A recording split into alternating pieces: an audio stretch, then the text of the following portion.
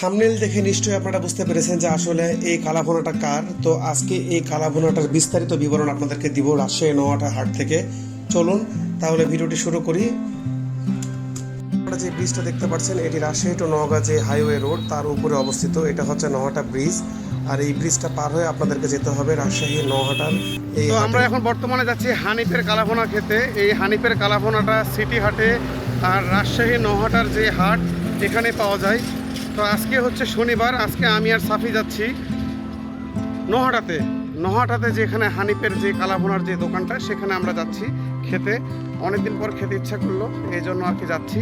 এখন আপনারা যে মাঠটি দেখতে পাচ্ছেন এটি হচ্ছে কুরবানির গরুর হাটের সেই মাঠ নওহাটাতে, আর এই মাঠের সামনে অবস্থিত হচ্ছে সেই হানিফের কালাভুনা। প্রচণ্ড ক্ষুধা পেয়েছে, সামনের দিকে আগানো যাক।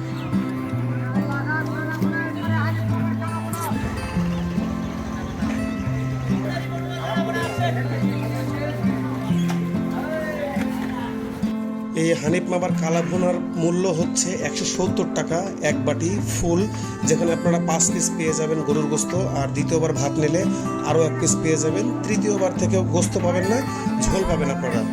আমরা কাটাখালিতে যে কালাভুনা খেয়েছিলাম আই বাটন আর ডিসক্রিপশন বক্সে দিয়ে দেবো, দেখে নেবেন। ওইটির মূল্য কিন্তু 120 টাকা বাটি, আর এখানে কিন্তু 170 টাকা বাটি, 50 টাকা বেশি। তবে হানিফ মামার কালাভুনাটা ভালো, কারণ এটা ভুনা বেশি আর এটাতে ঝোল কম, আর কাটাখালিটাতে ঝোল অনেক বেশি। তো এটাই আর কি ডিফারেন্স, তবে স্বাদের ডিফারেন্স অবশ্যই রয়েছে। ভিতরে যে খাওয়া দাওয়ার স্পেসটা দেখতে পাচ্ছেন এটি কাটাখালিরটা অনেক বড়, আর এই হানিফ মামার কালাভুনা যেটা নওহাটাতে এখানে সাইজটা অনেক ছোট, তারপরে অনেকজন বুঝতে পারে, তবে কাটাখালিরটা অনেক বড়। খাওয়া দাওয়া করার সময় যে এত বেশি গরম লাগছিল এটা বলে বোঝানোর মতো না, কারণ এমনিতে গরুর গোস্ত খাওয়া হচ্ছে, তার মধ্যে হোটেল কোনো সেই রকম এসি নাই, কিছু নাই, তবে প্রচণ্ড গরম লাগছিল, গা হাত পা পুরো ঘেমে যাচ্ছিল। অবশেষে খাওয়া দাওয়া শেষ করে এই হোটেল থেকে বাইরে আসি আর দেখতে পাই যেখানে ঢ্যাঁড়স বিক্রি করা হচ্ছে। ঢ্যাঁড়সগুলো দেখতে এত সুন্দর লাগছিল, ভাবলাম আপনাদেরকে ভিডিও করে দেখাই। আর এখানে গ্রামের খুবই সুন্দর মনোরম পরিবেশ রয়েছে, কারণ নওহাটা তো একটা গ্রাম।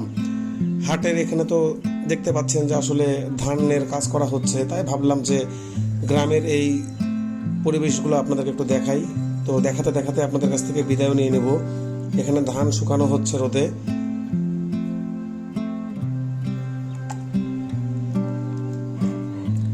তো দেখতে দেখতে আমি এখন বাসার জন্য পার্সেল নিয়ে নিয়েছি। বাসার জন্য পার্সেল নিলাম। তো সবাই ভালো থাকেন, দেখা হবে নতুন কোনো ভিডিওতে নতুন কোনো জায়গা নিয়ে। এতক্ষণ আমার সাথে থাকার জন্য সবাইকে ধন্যবাদ। চ্যানেলটাকে সাবস্ক্রাইব করবেন।